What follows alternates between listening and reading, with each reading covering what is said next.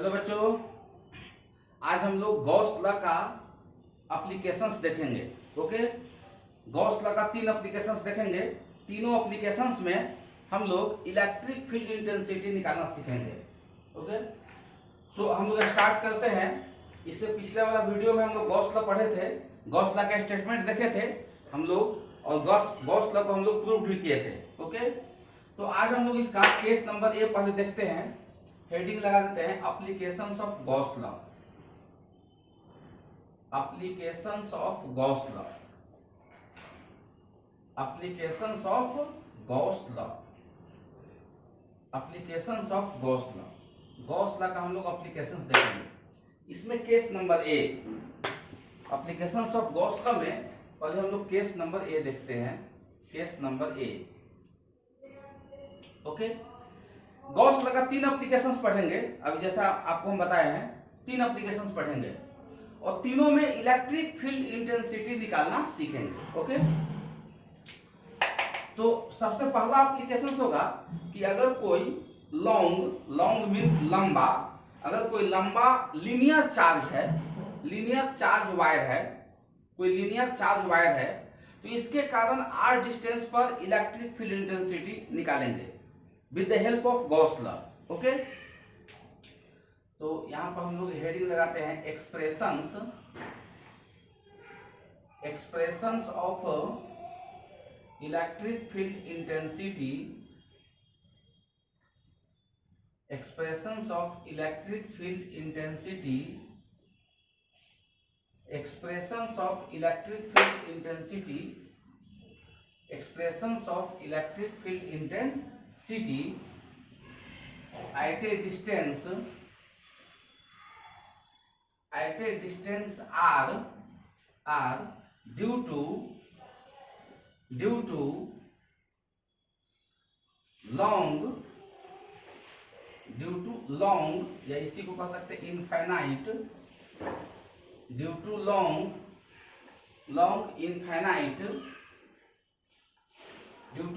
Infinite linear charge wire, due to long infinite linear charge wire, due to long infinite linear charge wire.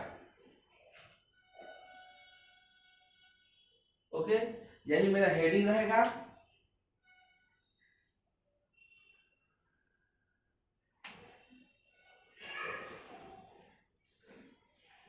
यहां पे uniformly हम लोग add कर लेते हैं, uniformly due to long infinite uniformly linear charge wire. मतलब मेरे पास कोई वायर है, लीनियर वायर है। लीनियर का मतलब क्या होता है? वन डायमेंशनल लीनियर वायर है, इस पे चार्ज है। इस चार्ज के कारण r डिस्टेंस पर electric field intensity find out करना है। ओके, इसको हम हिंदी में भी, बिहार बोर्ड वाले इस हेडिंग को, केस नंबर 1 को हिंदी में भी नोट कर सकते हैं। किसी एक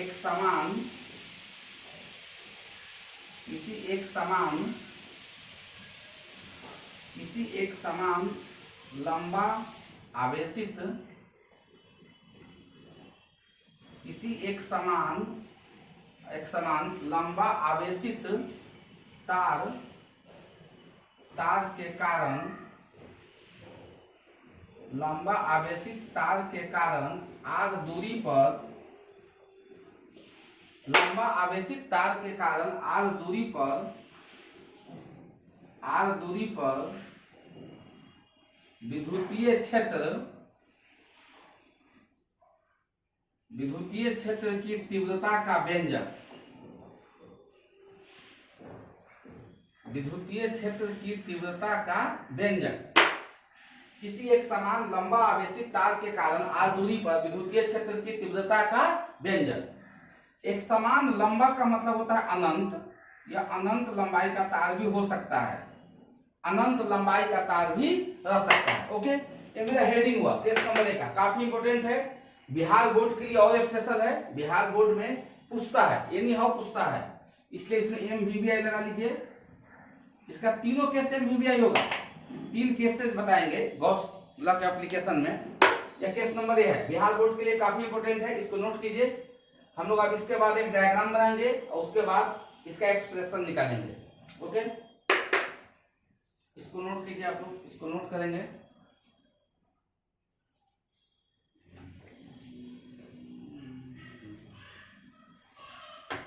इसको नोट करेंगे।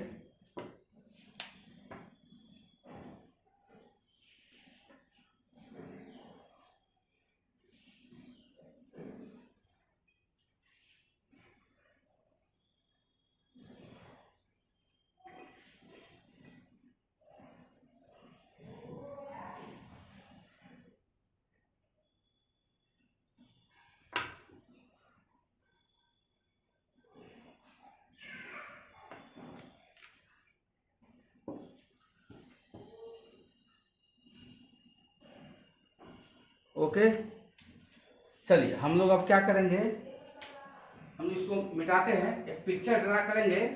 उसके बाद हम लोग एक पिक्चर ड्रा करते हैं, उसके बाद हम लोग इसका एक्सप्रेशन निकालेंगे। आप लोग इसको सब आदमी बढ़िया से समझिए, बढ़िया से इसको देखिए। सबसे पहले एक लीनियर चार्ज ऐसा बनाते हैं। ऐसा सोचिए कि एक लीनियर चार्ज इस तरीका से, इस पे पॉजिटिव चार्ज है। एक लीनियर चार्ज वायर है, इसको कहेंगे linear charge wire, linear charge wire है। ओके, इसको इनफाइनाइट लेंथ तक भी आप ले सकते हैं। इनफाइनाइट बहुत लंबा है, लॉन्ग है, यह लॉन्ग है। इनफाइनाइट लेंथ तक भी आप इसको ले सकते हैं, इनफाइनाइट लेंथ तक भी इसको आप ले सकते हैं। ओके, इधर आप जहां चाहे वहां इन्फिनिटी तक इसको ले सकते हैं। ओके, इस तरीका से।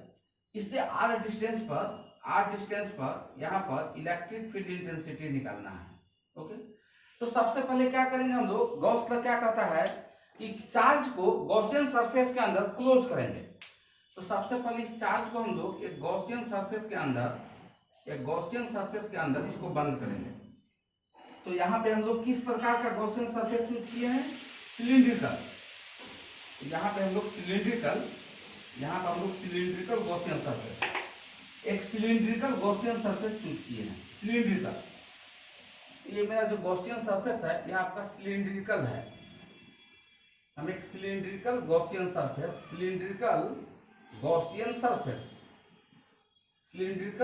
सरफेस हम लोग यहाँ पे लिए हैं, सिलिंड्रिकल गॉसियन सरफेस लिए हैं। ओके, तो यहाँ r डिस्टेंस पे हमको निकालना है इलेक्ट्रिक फील्ड इंटेंसिटी का वैल्यू। हम इधर भी निकाल सकते हैं r डिस्टेंस पे इलेक्ट्रिक फील्ड इंटेंसिटी का वैल्यू, r डिस्टेंस पे यहाँ भी कहीं भी निकाल सकते हैं।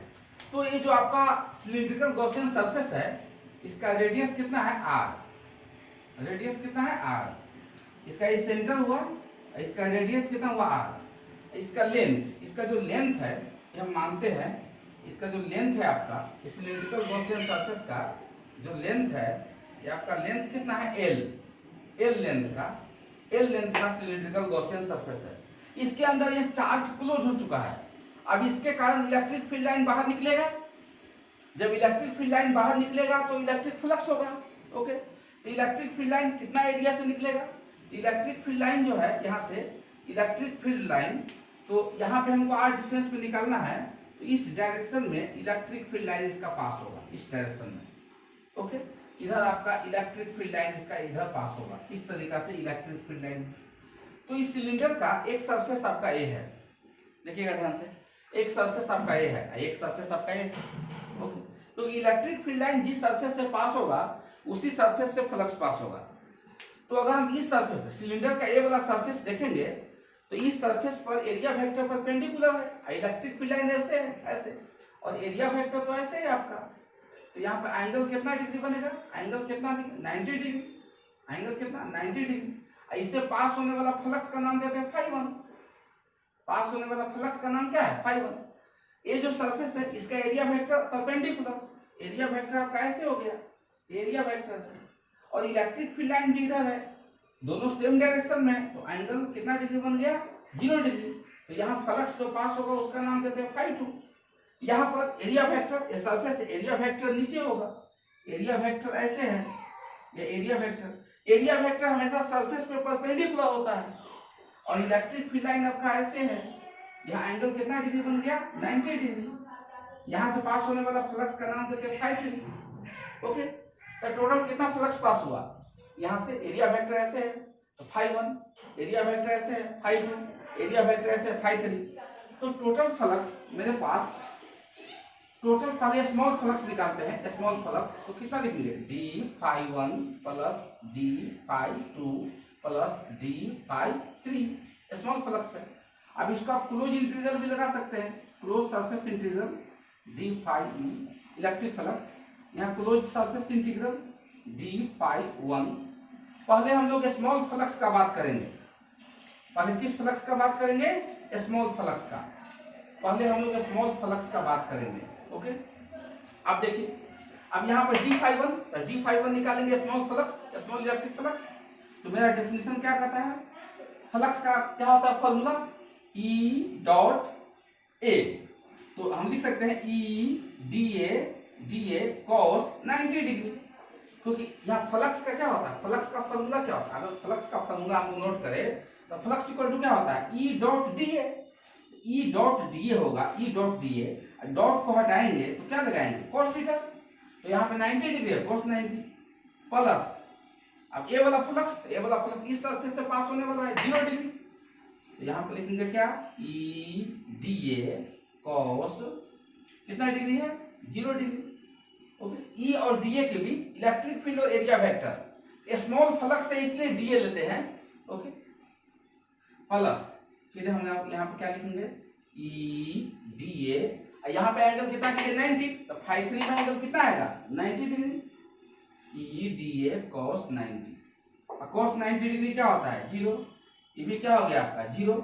तो बच गया क्या, देखिए इसका इंटीग्रेशन करेंगे सरफेस इंटीग्रल, तो कितना आएगा आपका फ्लक्स आएगा, इलेक्ट्रिक फ्लक्स आएगा, इक्वल टू यहाँ पर 0 0, तो बच गया कितना इलेक्ट्रिक फ्लक्स आपका E DA। cos 0 डिग्री क्या होता है 1। ओके, E कहाँ निकलेगा बाहर, तो आपके पास इलेक्ट्रिक फ्लक्स का वैल्यू E आपका बाहर आ गया, तो सरफेस इंटीग्रल DA, तो आपका electric flux equal to E बाहर है और DA का इंटीग्रेशन क्या होगा A।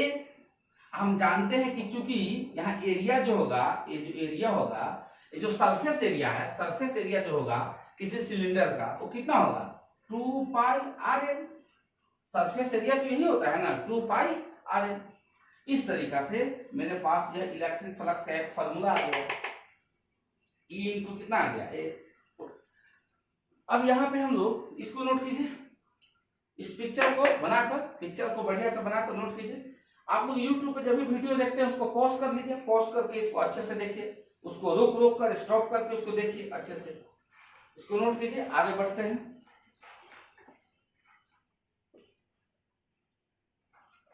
ये इक्वेशन नंबर आपका क्या हुआ फर्स्ट। एक बार फिर से इसको समझिए, हम लोग क्या किए, कोई लाइन चार्ज है तो लाइन चार्ज को पहले क्लोज गॉसियन सरफेस में बंद किए हैं और इससे पास होने वाला फ्लक्स, तो एक इस सरफेस से फ्लक्स जाएगा, एक इस सरफेस से जाएगा, एक इस सरफेस से जाएगा।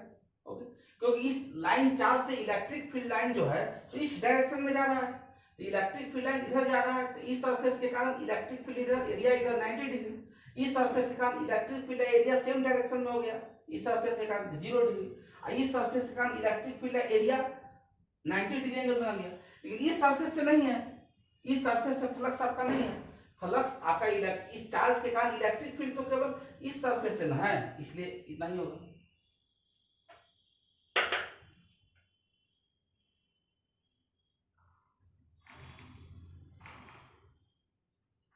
ओके, हम जानते हैं, वी नो डेट, हम लोग जानते हैं फ्रॉम गॉस लॉ,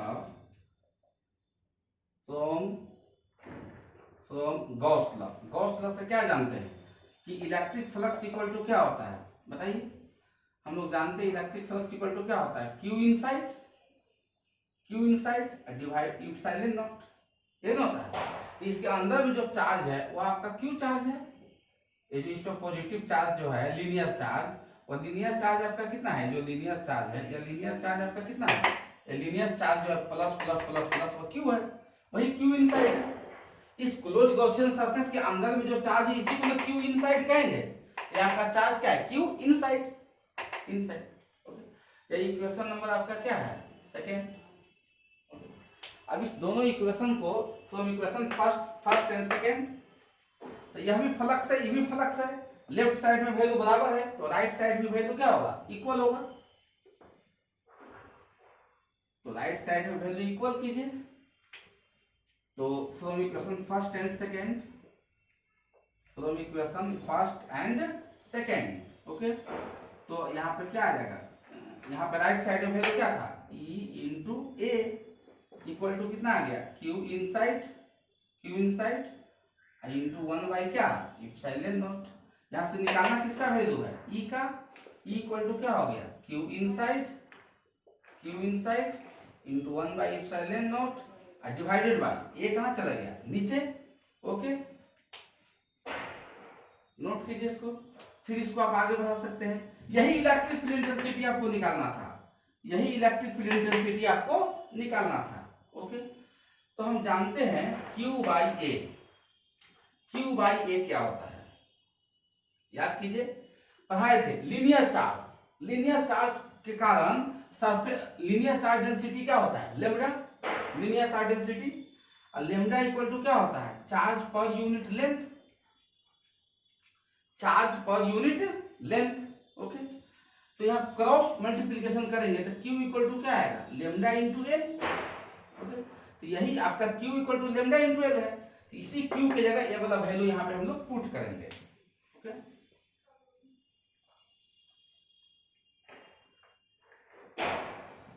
तो यहाँ पर देख लीजिए, Q की जगह लेम्डा इंटू एल, तो यहाँ पर रखिए value, electric field intensity equal to Q inside, इसकी जगह लेम्डा इंटू एल, एल कितना लिए है आपका, सिलेंडर का लेंथ एल है, एरिया कितना होगा 2 पाई आर एल, इंटू में क्या है, इप्सिलॉन नॉट। देख लीजिए, एल से एल क्या हो गया, कैंसिल, तो इलेक्ट्रिक फील्ड इंटेंसिटी कितना आ गया, lambda by 2 pi epsilon naught into are.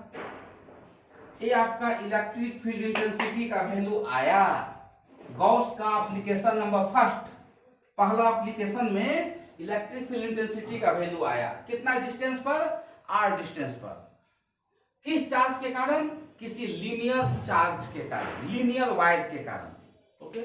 यहाँ पर लेम्डा क्या है, लीनियर चार्ज डेंसिटी, लेम्डा को हम लोग क्या कहते हैं, लीनियर चार्ज डेंसिटी, r आपका क्या है, डिस्टेंस, जितना डिस्टेंस पे आपको निकालना है, E क्या है, इलेक्ट्रिक फील्ड इंटेंसिटी, E आपका क्या है, electric field intensity, epsilon not का वैल्यू आपको मालूम है 8.85 10 के पावर -12 कूलम स्क्वायर पर न्यूटन मीटर स्क्वायर, ओके। इसको नोट कीजिए, ये आपका वीपीआई फार्मूला है, नोट कर लीजिए अच्छे से। तो गॉस साहब का जो एप्लीकेशन है उसका केस नंबर ए देखे हैं, ओके। इसको अच्छे से नोट कीजिए, अच्छे से समझिए, यही फार्मूला है, इस पे न्यूमेरिकल भी है, एनसीईआरटी का जो भी क्वेश्चन है, जो भी प्रॉब्लम है इसी में बनता है, एनसीईआरटी का न्यूमेरिकल केस नंबर ए, इसको अच्छे से देखिए, इसका एक्सप्रेशन भी बोर्ड के एग्जाम में पूछता है, ओके। तब तक के लिए ओके, अगला वीडियो में आपका केस नंबर बी और केस नंबर सी पढ़ाएंगे, okay. Thank you, bye bye.